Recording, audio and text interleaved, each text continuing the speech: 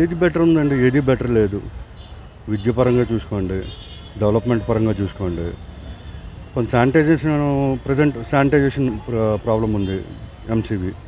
దానిలోని ఎవరికి కూడా ఎక్కడ సాటిస్ఫాక్షన్ లేనప్పుడు అది పరిపాలన ఎలాగంటాం మనం? కూర్చోబెట్టి పోషించాల్సినంత అవసరం ఏముంది? ఇప్పుడు పనిచేసే శక్తి ఉండేవాడిని ఆయన కూర్చోబెట్టి నీకు 10,000 ఇస్తాను, 15,000 ఇస్తాను అన్నప్పుడు వాడు పనికి ఎందుకు వెళ్తాడు? శుభ్రంగా తాగడానికి మందు కొట్టుకు వెళ్తాడు. Common thing.